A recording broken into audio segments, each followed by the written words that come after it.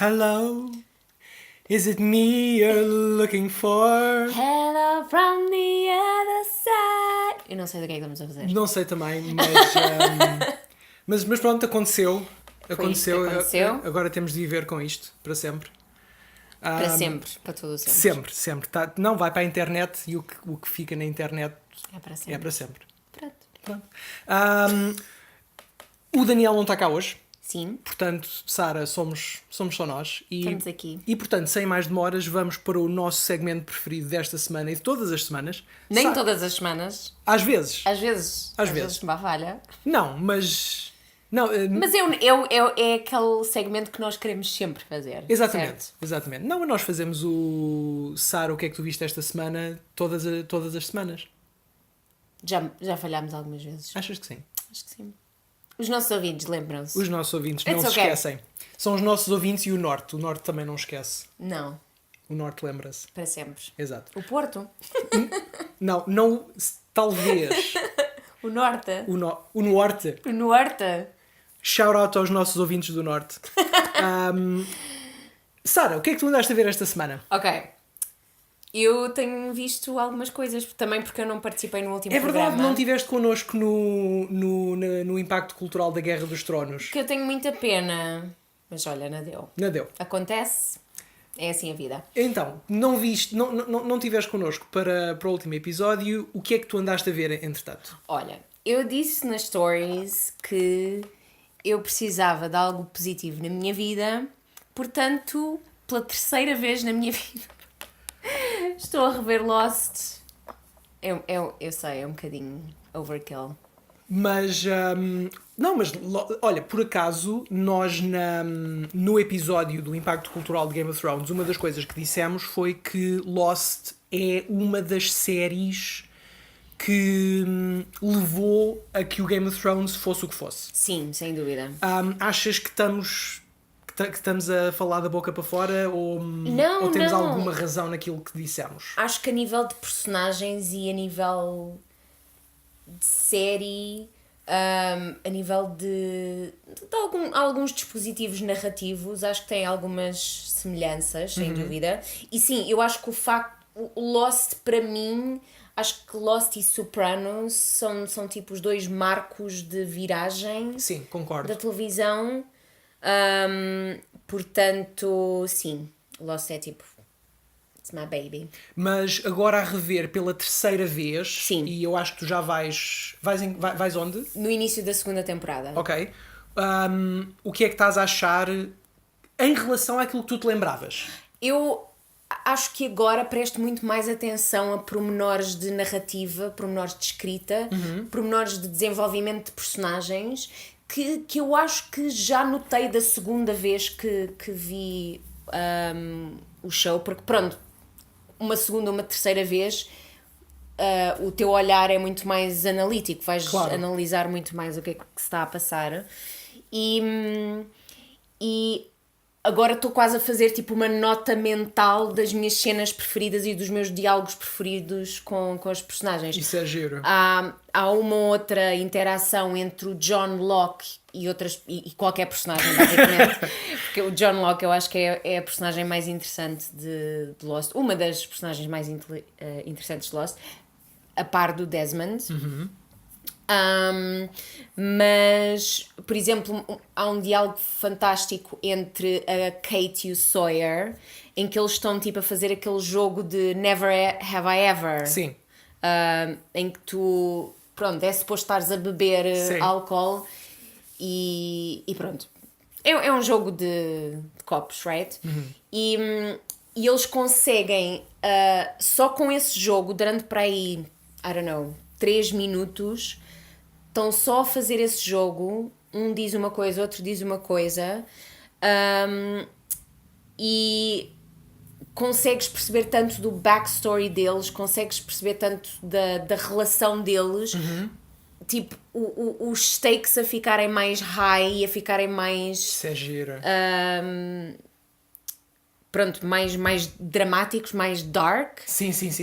E Opa, e é um diálogo tão giro da Ok. primeira temporada. É Isso- fantástico. Pronto, isso isto é é só porreiro. um tidbitzinho. Claro. Mas sim, fantástico. Adoro Lost.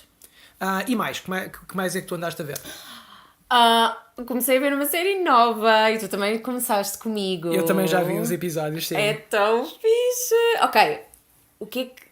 Antes de dizermos qual é a série, a que é que comparas a série? Ahm, eu vou dizer, mas isto é a resposta óbvia, Sim. que isto é Broad City em animação. Broad City em animação, concordo plenamente. As personagens são muito parecidas. Ups. E... Era o meu alarme. Tipo... Anyway. Tuca and Birdie. Tuca and Birdie é a série que estamos a falar. Eu diria que é muito Broad City. É uma série da Netflix. É uma série da Netflix, sim, importante dizer. Com a Tiffany Haddish a fazer uma das vozes e a outra voz é a Ali Wong. São duas comediantes que têm especiais na Netflix também. Opa, a série é fantástica. É tão fresh, é tão de hoje em dia, tem um ritmo tão frenético, tão acelerado. Yeah. É muito...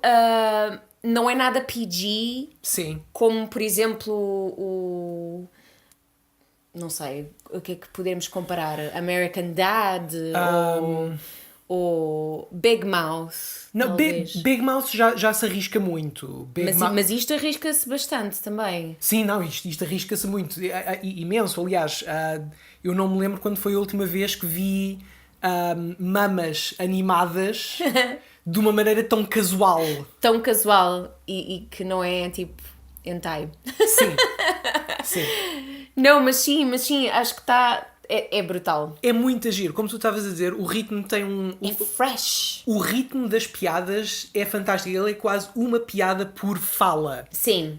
Os episódios são muito pequeninos, mas acontece imensa coisa. Yeah. E a animação é muito gira. É tão gira. É tão psicadélica. Sim. É tão psicadélica. Era o que nós estávamos a dizer. Há momentos dentro da série que parecem aqueles interlúdios de animação dos Monty Python, que eram feitos pelo Terry Gilliam. Sim, exato. Onde só há coisas estranhas Random a acontecer.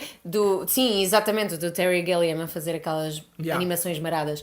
Mas sim, tem muito disso e as personagens são giríssimas. As personalidades.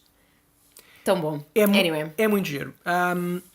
E olha, eu vou dizer agora uma coisa que eu tenho estado a ver. Por favor, diz. Agents of S.H.I.E.L.D. temporada 6. Ok, sim. Quem diria? Sim. Está tão bom. Sim. Opa, porque eu fiquei muito desiludido com a primeira... Com a primeira não, com a quinta temporada. Achei que aquilo perdeu imenso o ritmo.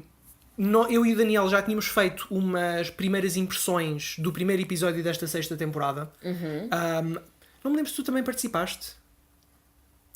Acho que sim. Eu acho que sim, eu estava lá. Sim, eu estava lá. Tu estavas lá. Pronto, é verdade. eu estava lá. Pronto. Eu já nem me lembrava se estava lá Como ou o não. mundo é pequeno.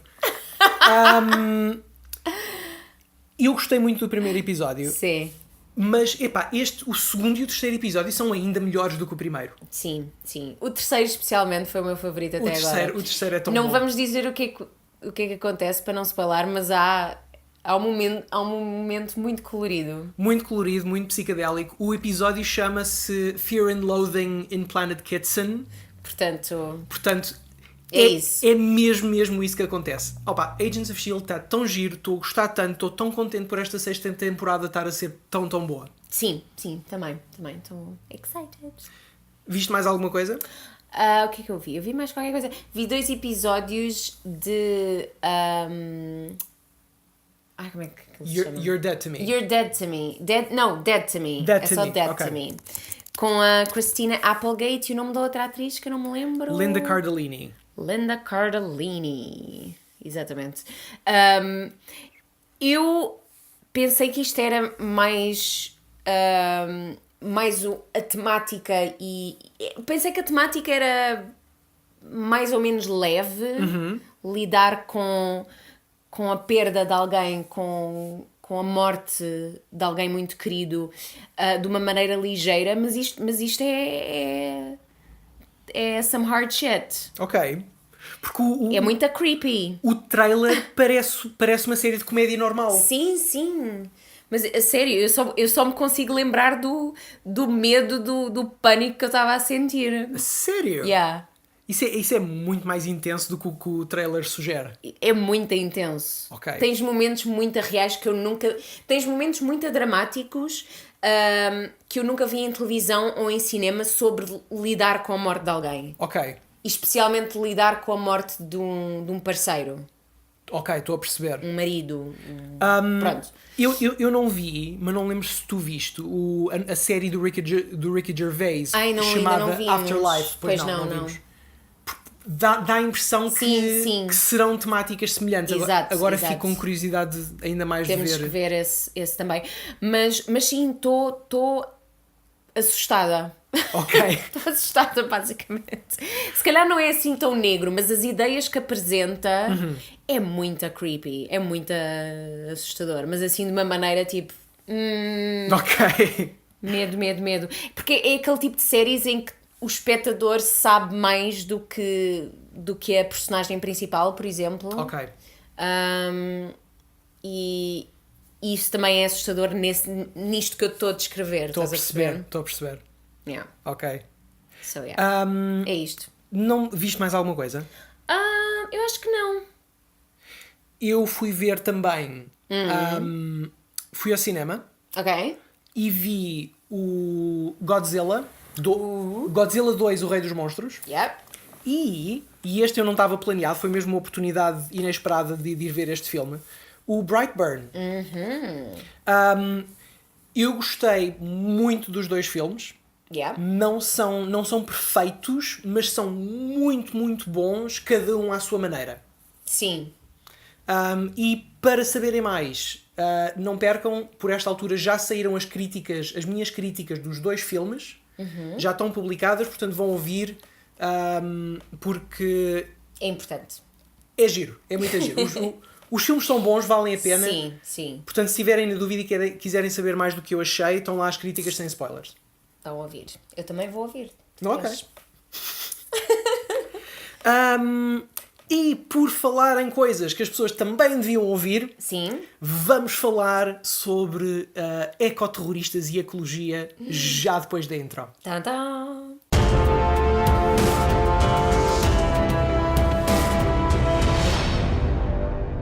Bem-vindos ao Cube Geek Show, um programa do Cube Geek onde mergulhamos nos temas mais geeks deste mundo. Eu sou o Gui, estou aqui com a Sara. Olá! Esta semana não está cá o Daniel, portanto, Sara, vamos nós falar aqui de coisas sérias. Vamos aqui mergulhar neste tema. Vamos mergulhar no tema. Ora bem, portanto, como eu disse no nosso segmento de Sara, o que é que tu andaste a ver esta semana? Eu esta semana fui ver o Godzilla 2, Rei dos Monstros. Ok. É verdade. Ok. Sim. Mas isso... Ok. Será um spoiler? Não é um spoiler dizer, porque está em entrevistas com a Millie Bobby Brown a fazer promoção ao filme, onde ela diz que o filme é muito sobre ambientalismo e ecologia. Ok. Pois é, eu realmente já me lembro de ouvir falar. Há material promocional acerca disto, portanto eu vou contar que não é um spoiler, mas honestamente não é de facto um spoiler. Pronto. Eu é que estava com medo, sabes? Não é um spoiler de todo para a história, portanto não há problema nenhum em dizer que o filme tem uma mensagem ambientalista, de ecologia, de convivência com a natureza muito, muito forte. Também não é errado dizer que este filme tem algumas personagens que são ecoterroristas, nesse sentido. E o que é, por definição, um ecoterrorista? E porquê é que nós estamos a falar disto hoje? Obviamente que é a propósito do Godzilla 2. Estreia esta semana em Portugal. Vão ver, é muito giro. Mas o que é o ecoterrorismo? O ecoterrorismo é qualquer ato de violência contra pessoas ou propriedade com o objetivo de suportar causas ecológicas ou ambientais. Portanto, se puseres uma bomba num navio que transporta petróleo para defender o mundo, isso é ecoterrorismo. É um terrorismo fixe. É fixe? Não é sei. Fixe? Não sei. sei. Não sei. Também não sei, mas estou eu a ponderar. É verdade. Mas, antes de pensarmos se é fixe ou não, vamos...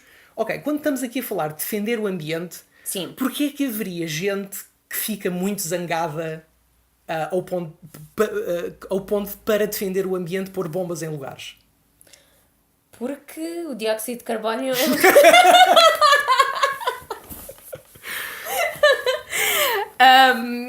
eu vou dizer um facto random. Estou a ler aqui vergonhosamente Diz-me, do tablet. dá-nos factoides random. O dióxido de carbono é um dos principais gases responsáveis pelo aquecimento global.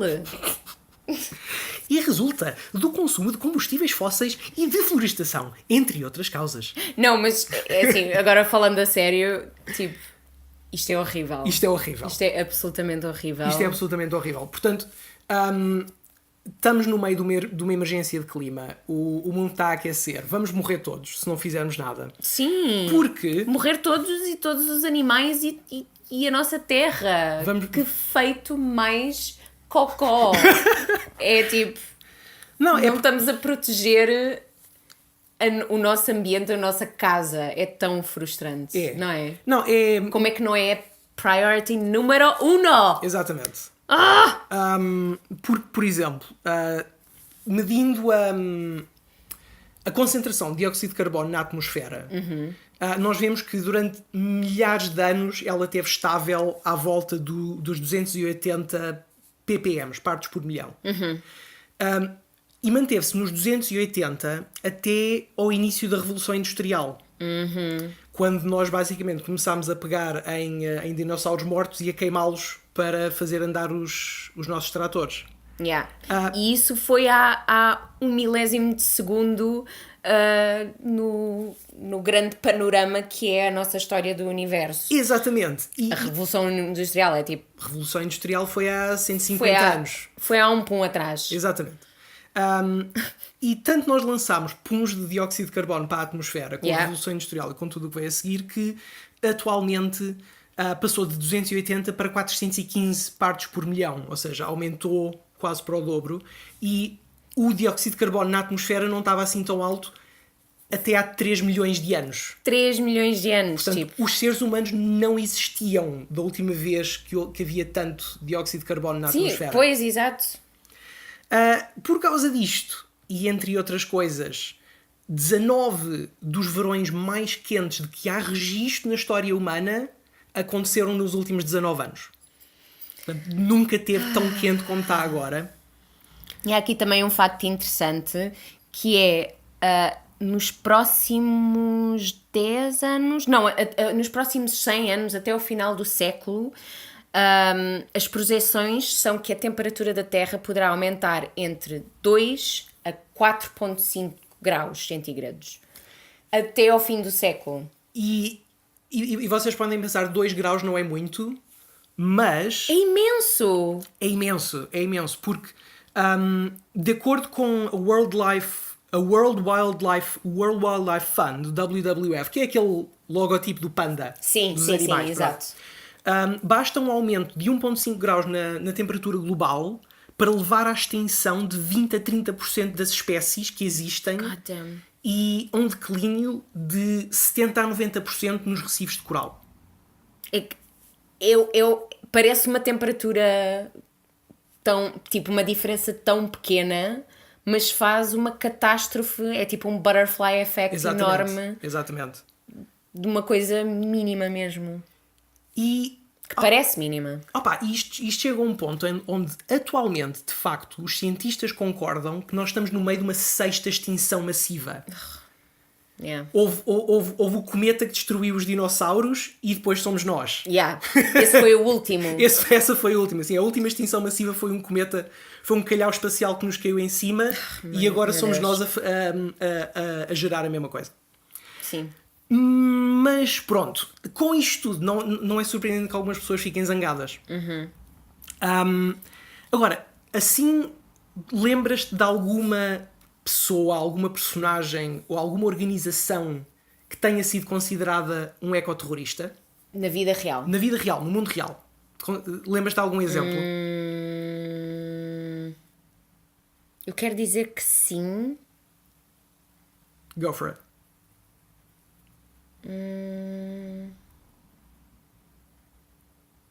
Não consigo lembrar. Não é fácil. Mas eu sinto que há alguém, sim.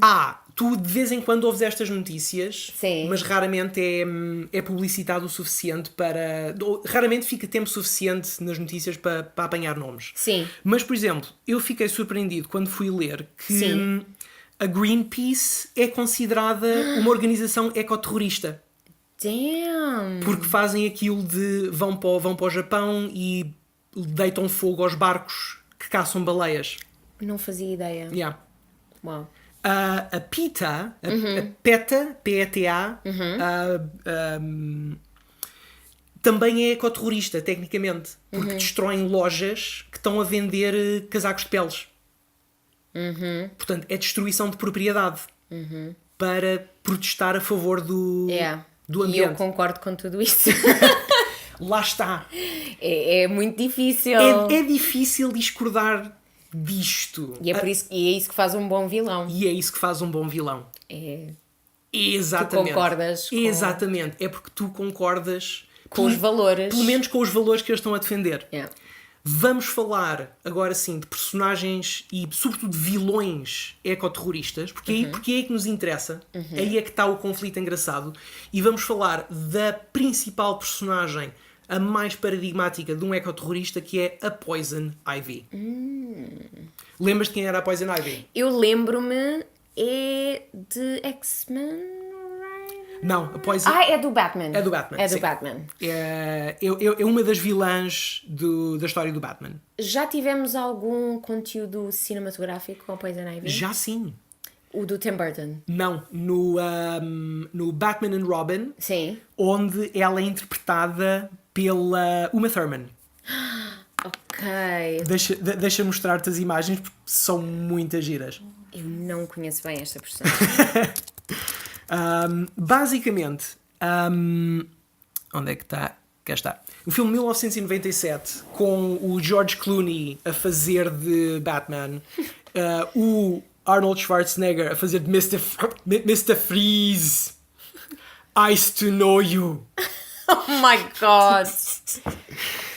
O filme é muito estranho. Eu tenho esta ideia da Uma Thurman a fazer esta personagem. Uma ideia muito vaga, assim. Ela tem... Ela tem aquele aspecto muito... Olha, no outro dia estávamos a falar do Met Gala, que este ano foi camp. Sim. Este filme é camp. O Batman and Robin de Ok. 1999, de 1997, é camp. E é suposto ser uma das melhores referências para Camp. não é? Sim, exatamente. Ok.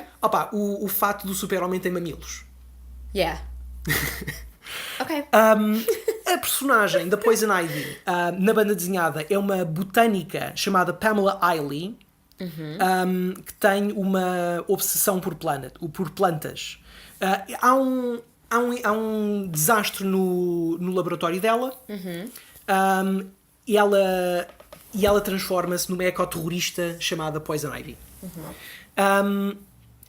E ao longo da história, ao longo das bandas desenhadas, ela é sempre mostrada de maneiras ligeiramente diferentes, variando de escritor para escritor, mas o objetivo dela é sempre destruir a humanidade, repor a humanidade pelas suas próprias versões de vida das plantas que ela vai criar, e entregar o planeta de novo à natureza. Entregar a natureza de novo ao planeta.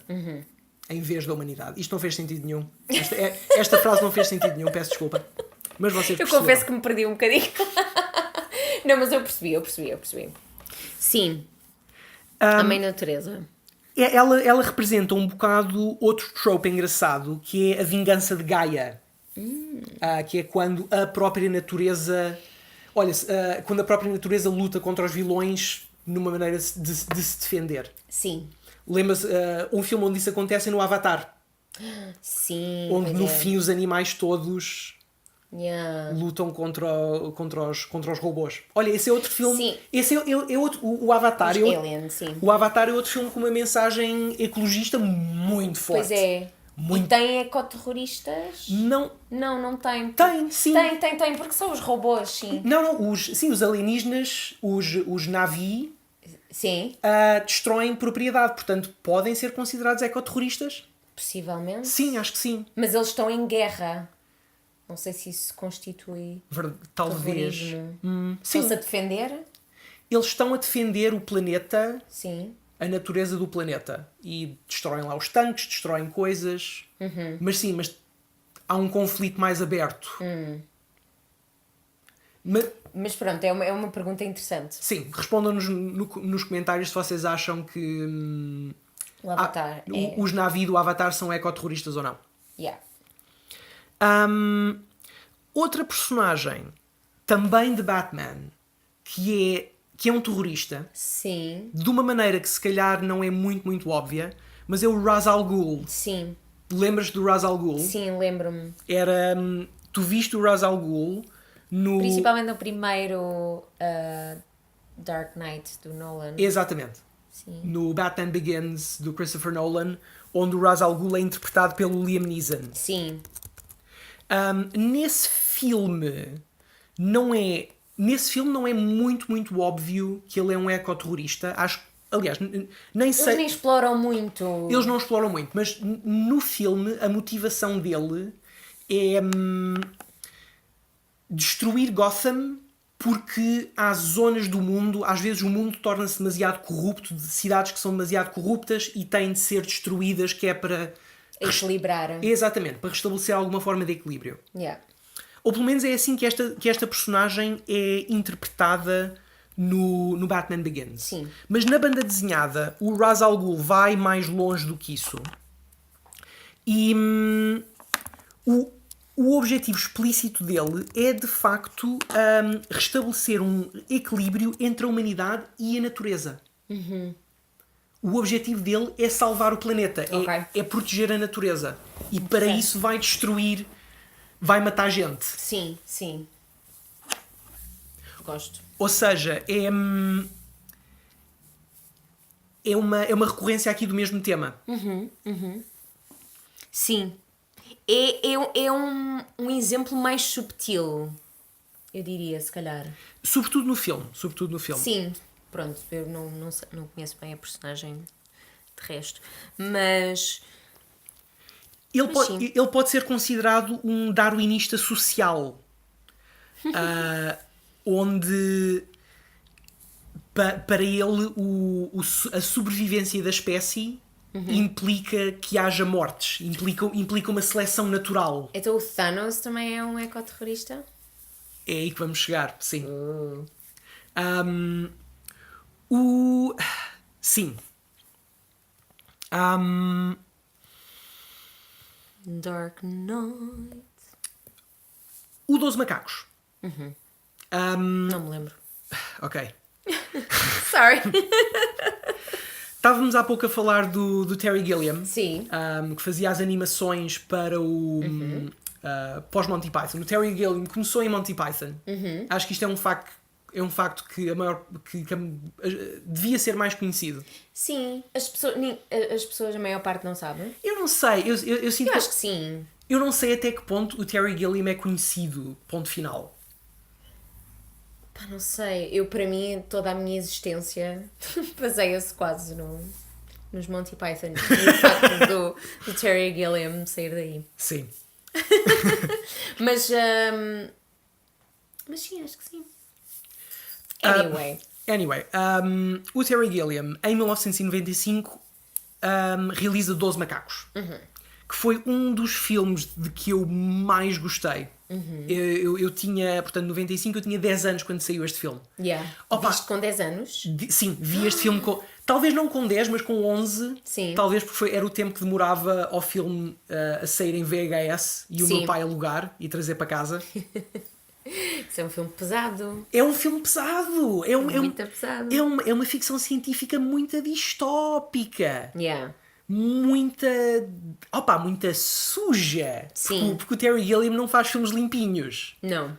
O Terry Gilliam enche as cenas literalmente de lixo. Ele gosta de óleo e gosta Exatamente. de grimy. Exatamente. Sim. Sim, essa é uma descrição muito boa do 12 Macacos. Sim. É um filme grimy, do princípio ao fim. Mas tem, para mim, a melhor interpretação do Brad Pitt de sempre. Yeah. Ele faz de esquizofrénico paranoide de uma maneira brutalmente credível. Yeah. Ele Tenho que rever. é uma personagem tão desagradável. Yeah. Mas lembras-te da premissa do 12 Macacos? Lembras-te o que é que acontece? Kinda? No início do filme, a personagem do Bruce Willis está a viver num futuro distópico onde a humanidade foi obrigada a viver no subsolo Sim, porque lembro-me disso. porque a superfície foi devastada por um vírus mortífero. Sim. E por causa disso eles tiveram todos de ir para o subsolo viver. Sim. O objetivo, o enredo do filme é eles tentarem enviar pessoas para o passado para tentar descobrir quem é que libertou o vírus. Sim.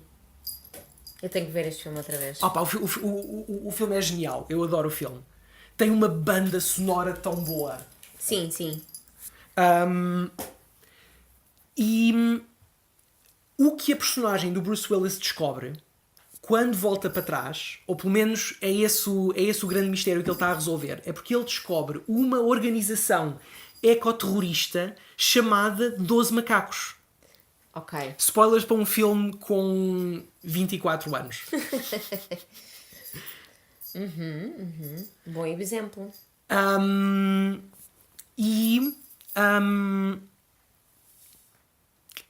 É uma representação muito gira de uma organização ecoterrorista, mais do que uma personagem individual ecoterrorista. Sim. Onde aqui Crime organizado. Exatamente. Trabalhando em equipa. Exatamente. Que está muito mais em linha com os exemplos que nós tínhamos dado antes, como a Greenpeace. Só que aqui só que eles são representados de uma maneira quase caótica. Sim. No sentido em que eles são mais próximos do Project Mayhem, do Fight Club, Sim. do que de uma coisa relativamente organizada como a Greenpeace. Sim.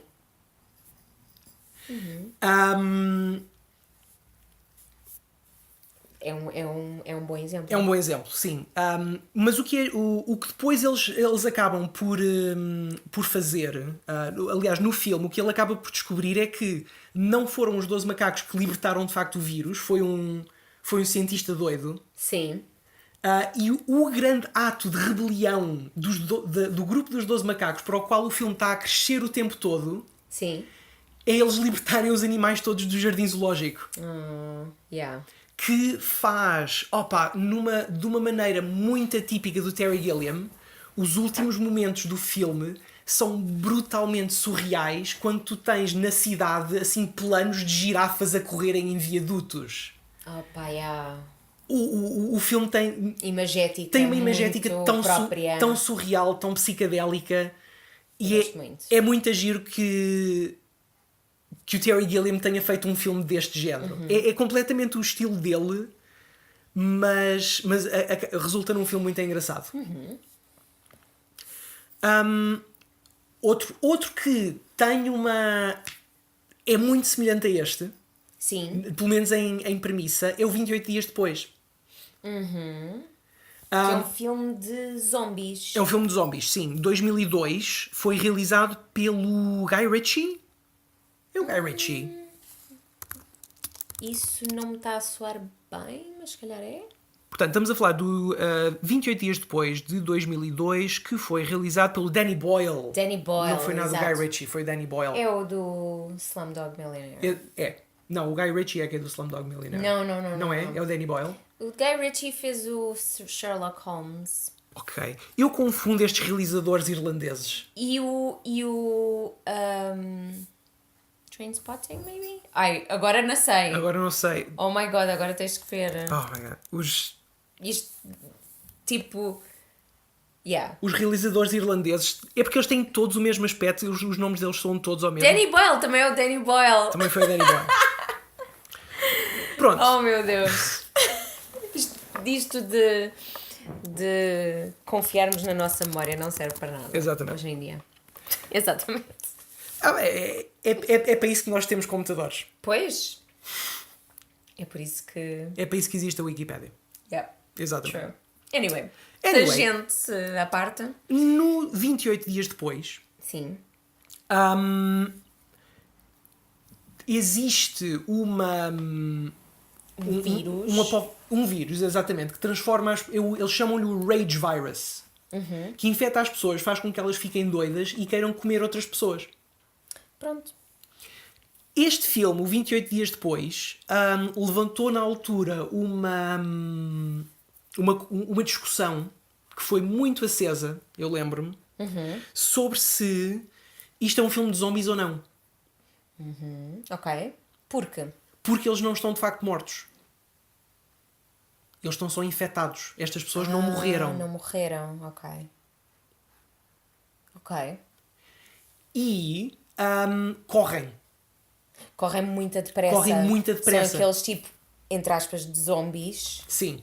que, tipo, como no World War Z. Ou... Sim, exatamente. Que não são os Romero zombies, são os outros. Exatamente. É neste filme que começa essa história de... Ah, é? Não, foi a primeira vez que eu ouvi falar nessa distinção, chamar-lhes Romero zombies, para os zombies clássicos que... a andar devagarinho. Estes são os Speedy zombies. São speedy zombies, sim. Speedy Gonzalez zombies. Este género de zombies, que não são zombies, porque não estão mortos e correm, costumam-se chamar crazies. Ok. E no 28 dias depois, o vírus que infectou as pessoas também foi libertado por uma organização ecoterrorista. Logo ao início do filme há uma cena onde eles invadem um laboratório. Estão macacos enraivecidos dentro de jaulas. E eles vão lá e libertam os animais. Ok. Que é uma coisa que a PETA faz com frequência. Sim. Invade laboratórios de análises. Não, laboratórios de análises não, desculpa. Laboratórios de investigação. E liberta os ratinhos todos. Não, também quero libertar os ratinhos. O problema é que na maior parte das vezes os ratinhos que estão dentro desses laboratórios de investigação foram geneticamente alterados para não ter sistema imune, para facilitar as experiências. Não. E quando eles os libertam, eles saem e morrem logo. Não! Portanto, lá está, os ecoterroristas são complicados. É triste. Os ecoterroristas são personagens interessantes. E lá está, no 28 dias depois, são ecoterroristas também. Depois encontrei aqui uns exemplos variados de ecoterrorismo em animação. Ok. No American Dad há um episódio em que a filha dele, a Hayley, apaixona-se por um grupo ambiente ecologista, cujo líder insiste que é uma árvore que nasceu dentro do corpo de um homem. Oh, man. E que anda vestido com um vaso à volta da cintura. E eles são... E ele pertence a um grupo que são de ecoterroristas. Sim. Na série Archer, também há um episódio chamado Pipeline Fever, onde há um ecoterrorista que quer destruir oleodutos no Louisiana. E esta é a minha preferida em animação. Na série do Cowboy Bebop, no quarto episódio, é um episódio muito giro em que eles encontram uma organização ecoterrorista no espaço. Onde eles ameaçam libertar um vírus no planeta, na Lua Ganimedes, se eu não me engano, é para impedir que Ganimedes continue a exploração de uns peixinhos que eles gostam de comer. Oh. E é um vírus que vai transformar as pessoas em macacos. Ok. Portanto, yeah. É um vírus que retrocede. Sim, exatamente. Lá está. Ok. De-evolve as pessoas. Yeah. É o contrário de uma digivolução. Sim. É uma anti-evolução. E esta eu também não sabia. O Futurama teve um episódio, teve um filme direct-to-television, direct-to-video, que é um filme inteiro sobre ecoterroristas. Ok. Chama-se Futurama Into the Wild Green Yonder, onde a Leela junta-se a um grupo de ecoterroristas que querem salvar um asteroide com formas de vida primitivas. Ok. Nunca vi. Ok. Não, este eu também nunca vi. Não sei se já leste. Esta é uma pergunta para ti. Em Desperate Housewives, de todas as séries, Sim. existe uma personagem que é ecoterrorista. Sim, eu já sabia esta. Fala-me dessa personagem. Esta personagem acho que aparece na temporada 4 ou 5. 4. Possivelmente. A Angie Bolan. Não, desculpa. Sexta temporada. Sexta temporada. Sim, já é no fim. Eu também tinha ideia que era mais ao início. Mas sim, eles têm 8 temporadas. Mas fala-nos da personagem. Sim, é basicamente uma personagem que andou com um ecoterrorista. Teve um caso com um ecoterrorista em que ele obrigava a fazer bombas para acabar com power plants e não power plants, mas tudo o que fosse assim organizações de petróleo. Sim. Portanto, estragava o esquema a imensas pessoas e matava muitos inocentes ao mesmo tempo. Exatamente. E ela basicamente vai para o Lane das Desperate Housewives morar porque está a fugir desse personagem. Do ecoterrorista. E é engraçado porque nessa série, se eu bem me lembro, nunca há uma defesa do ecoterrorismo. Ou melhor... Não, ele é sempre um vilão. Ele é completamente mau. E ela é boa porque está a tentar fugir dele. Exato. Que ela apercebeu-se o quão mau ela estava a fazer. Mas lá está, o que ele estava a fazer era... Ele também é um mass murderer, não é? Exatamente. Ao contrário de muitos destes filmes que nós vimos até agora, onde o ecoterrorista é mostrado quase como uma figura heroica, de certa maneira. Não necessariamente heroica, mas são-lhe dados ali elementos para os redimir. Sim. Desperate Housewives é uma série onde eles tratam o ecoterrorista quase exclusivamente pelo lado terrorista. Sim. E não pelo lado eco. Não, é quase exclusivamente... Não há nenhuma característica nele que seja boa. Exato. É uma personagem... É horrível. É irredimível. Sim. Portanto, não está a pintar o ecoterrorista numa luz boa. Mas eles acabam sempre por ser terroristas, portanto é sempre mau, obviamente. Sim, não é? nós... Opa, lá está, mas é isso que eu acho que é tão giro nisto, que há sempre uma vontade de defendê-lo, de defender este vilão. Sim, porque se calhar...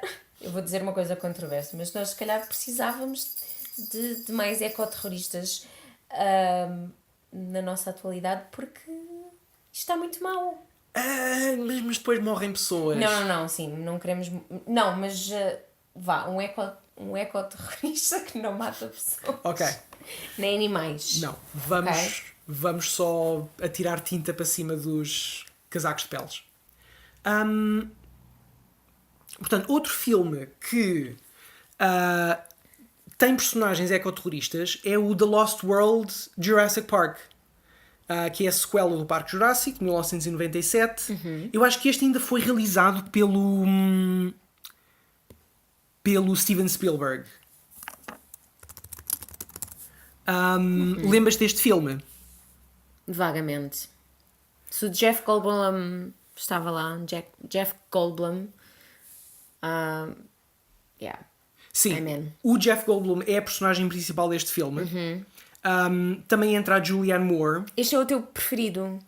Ou não? Não, o meu preferido é o primeiro. É o primeiro, ok. É o primeiro. Mas este, eu acho que vi este segundo filme mais vezes do que o primeiro. Ok. É aquele género de... Não é... Eles são os dois... Acho que são dos dois melhores filmes dos antigos, do Parque Jurássico. O Parque Jurássico, o primeiro, é de longe o melhor filme deles todos. Mas o Lost World é muito divertido. Ok. São os meus dois preferidos, mas lá está, mais uma vez é aquela diferença, apesar de que Endgame e Infinity War estão muito mais próximos um do outro, mas um está mais bem escrito e o outro é mais divertido. E este é o mais divertido? Este é o mais não é... Sim, é o mais divertido, é o mais tolo dos dois. Ok. Onde eles esticam as pernas e fazem as coisas irreais e exageradas que o primeiro filme não quis fazer porque ainda estava a apresentar a história e estava a tentar ser, sobretudo, um filme muito bem escrito. Ok.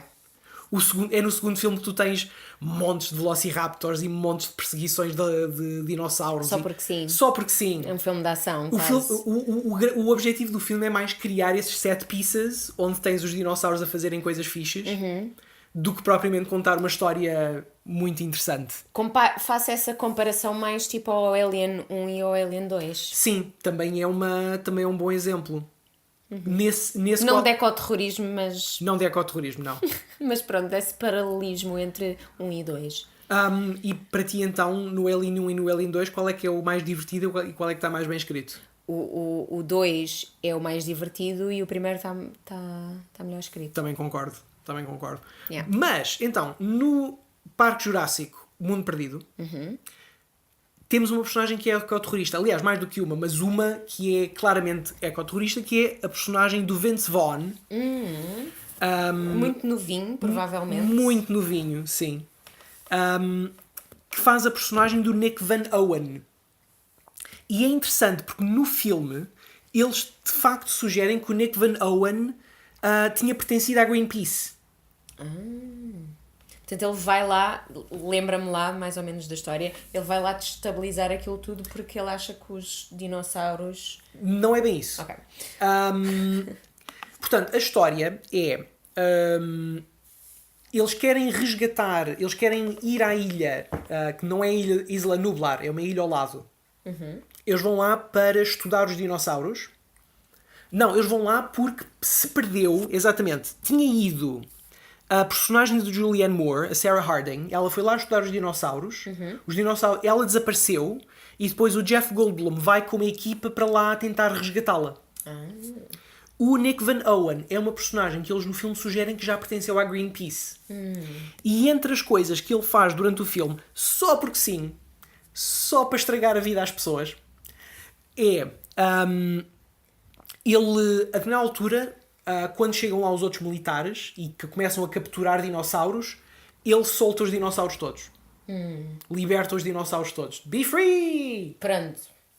É mais ou menos isso que eu estava a pensar. O problema é que isso causa uma debandada que lhes destrói o equipamento todo e obriga as pessoas a fugirem para um campo cheio de velociraptors, onde morrem pessoas. Yeah. Mais à frente... quando quando o grande vilão, o grande caçador, vai disparar contra o Tyrannosaurus Rex que os está a atacar, descobre que não tem balas porque a personagem do Nick tirou-lhe as balas da espingarda. Portanto, ele aí é só tipo o causa problemas. Sim. O ecoterrorista é causa problemas. Exatamente. Ele não está sequer a ajudar. Nenhuma destas coisas que ele faz ajuda. De facto ajuda. Mas tem boas intenções. Ele tem sempre muito boas intenções. Sim. Yeah. Mas depois morrem pessoas por causa daquilo que ele fez. Recentemente eu fiquei muito surpreendido. Não sei bem porquê, porque está mesmo lá. Mas quando estava a fazer a investigação para este filme, fiquei surpreendido por descobrir que no Aquaman, que estreou agora o ano passado, sim, com o nosso Jason Momoa, nosso favorito, o King Orm, interpretado pelo Patrick Wilson, que é aquele gajo que está sempre a gritar. Sim. Ele é um ecoterrorista. Ok. Ele, durante o filme, ahm, ele faz tsunamis Sim. que destroem cidades costeiras e atiram o lixo todo que estava acumulado dentro dos Pois mares é. de volta para os humanos. Pois é. Toda a demanda dele, o motivo pelo qual ele vai. O motivo pelo qual ele está zangado com a humanidade e quer mudar as coisas e quer ser rei da Atlântida, que é para agora é que pôr isto tudo certo, é porque está farto que os humanos deitem lixo no Pois mar. é. Pois é. E é uma causa muito nobre. É uma causa nobre. Nós devíamos prestar mais atenção ao, ao King Orm. Ao King Orm, exatamente, do Patrick Yeah. Wilson. Yeah. Porque é mesmo bem feita. O lixo todo volta para os humanos. Há uma satisfação Sim. nisso. Apesar de sabermos que ele, quando faz isso, provavelmente mata milhares de pessoas Pois, isso é horrível. naquelas cidades costeiras, não deixa de haver uma retribuição satisfatória de agora o lixo vai todo para os humanos outra vez. Yeah. Sim, sem dúvida. E somos nós os afetados. Mas, Sim. Mas eu. Yeah, Mas lá fico está. tipo, bem feita, humanos parvos. Porque é apresentado dessa maneira. Exato. E é uma maneira, lá está, é muito giro pôr-nos a empatizar com os vilões assim. Yeah. Só a propósito disto, e voltando à nossa lista de factoides do início, houve um que eu me esqueci de dizer, mas que acho que é particularmente interessante. Agora há muito pouco tempo, houve uma expedição científica ao fundo da Fossa das Marianas, que é o lugar mais profundo do planeta. O James Cameron já, O James Cameron já lá esteve. já lá esteve. Exatamente. Com o dinheiro do Titanic. Com o dinheiro do Titanic. Exatamente, mesmo isso. Portanto, estamos a falar de um lugar no fundo do mar a 11 mil metros de profundidade. Só para vos dar um termo de comparação, o Monte Everest tem 8.890 metros de altura. Portanto, isto são 11 mil metros de profundidade. Yeah. E quando esteve lá o submarino, encontrou um saco de plástico. Sério? Como é que é possível? Portanto, sim, o Rei Orm tem motivos para estar Zangado. Para estar zangado. Yeah. E, finalmente, chegamos ao A pièce de résistance. pièce de resistance deste episódio. O maior ecoterrorista de todos os tempos, Sim. o Thanos. Os Thanos, yeah. Ou provavelmente aquele que matou mais gente em prol do ambiente. Yeah.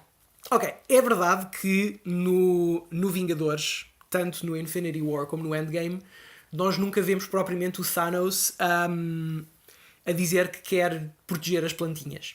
Yeah. Proteger a terra. É mais as pessoas. Exatamente. Ele tem uma filosofia que é inspirada numa personagem histórica chamada Malthus. Ok.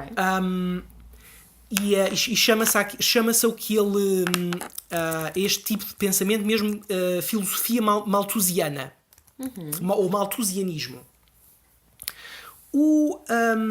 É um reverendo Thomas Malthus que em 1798 escreveu um documento chamado Um Ensaio sobre o Princípio da População. Ok. E o que é que o reverendo Malthus escreve no fim do século XVIII? Ele escreve que se a população do mundo continuar a aumentar, que vamos esgotar os nossos recursos todos e isso vai levar ao fim da civilização humana. E que a melhor maneira de evitar isso é matar uma percentagem gigante da população para manter a população sob controle. Uau. Portanto, Este gajo era um ecoterrorista? este Ele gajo... não, quer dizer, ele fez alguma coisa? Não, ele não fez nada. Isto foi só uma... Foi só uma teoria. Foi só uma teoria, sim. Yeah. Mas uma teoria que acabou por ser muito influente. Lá está, 1798 era uma altura onde não havia ainda ciência suficiente para demonstrar ou não a validade destas coisas. Muitas das decisões e muitas das correntes ideológicas vinham assim de documentos de filósofos e documentos de pessoas do clero que escreviam estes tratados filosóficos que depois eram analisados e reanalisados. E daí surgiam filosofias e isso acabava às vezes por influenciar medidas dos governos. Mas sim, quando pensamos no Malthus, quando vemos esta descrição do Malthus, percebe-se que o Thanos é isto completamente. Literalmente. Está inspirado. Obviamente que matar metade da população, ou o Malthus até sugeria mais do que metade da população, mas matar metade de uma população para proteger a população não funciona. É horrível. É horrível. É barbaric. Mas pronto, o Thanos não é o titã racional, o Thanos é o titã louco. Yeah. Portanto.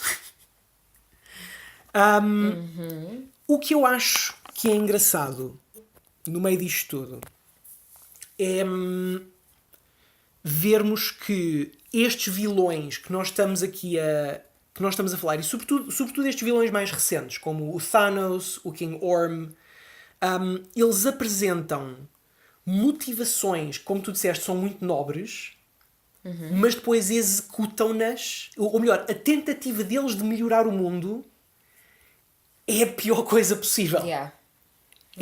É a pior execução possível de uma coisa que nós até queremos que aconteça. Yeah.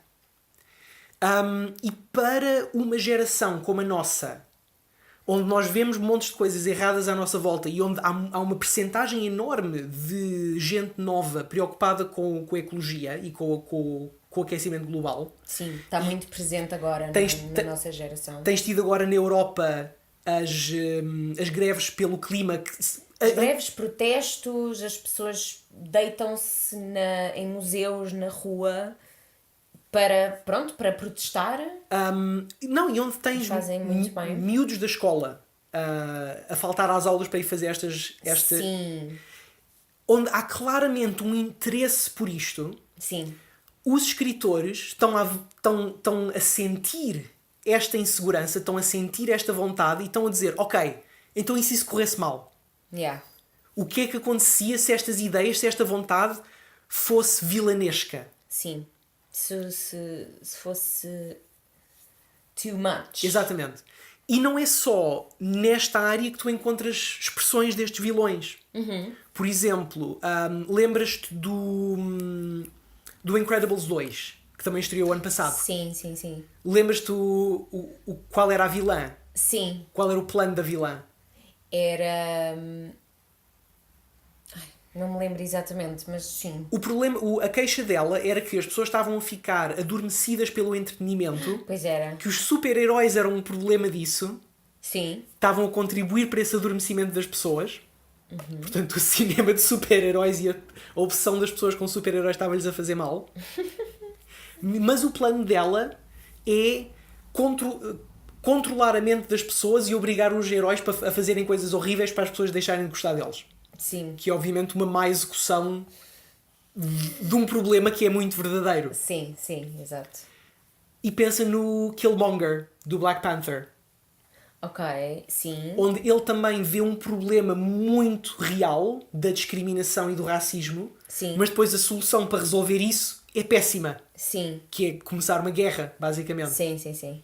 Portanto, tens muito atualmente, a par destas outras personagens como o Orm e como o Thanos... Sim. Um conjunto de vilões que têm motivações muito honestas. Exatamente. E muito heroicas. Mas depois subvertem isso tudo com ações muito agressivas, negativas e destrutivas. Exatamente. E isso é uma evolução tão gira dos vilões que tivemos para trás, que eram basicamente o vilão a cofiar o bigode. Yeah. E a dizer, I'm gonna come, like, exonerate the world. Não sei. Mas, obviamente, pelo meio houve montes de evoluções de vilões. Tivemos montes de vilões diferentes e também complexos, também com motivações que não fossem só isso. Sim. Mas isso é outro programa do Cube Geek Show, que é a evolução dos vilões ao longo da história. Sim. E pronto, falámos de ecoterrorismo. Deixem-nos nos comentários que filmes é que nós não falámos, que outros ecoterroristas é que por aí andam, que nós nos esquecemos. Que eu tenho a sensação que há imensos e simplesmente a nossa cabeça não está a ir para essas águas. E digam-nos também até onde é que vocês iam para defender o ambiente. Não percam mais programas do Cube Geek Show, do Cube Geek. Sigam-nos no Instagram. Eu fui o Gui, estive aqui com a Sara. Adeus, pessoas! E até à próxima. Fiquem bem. Bye!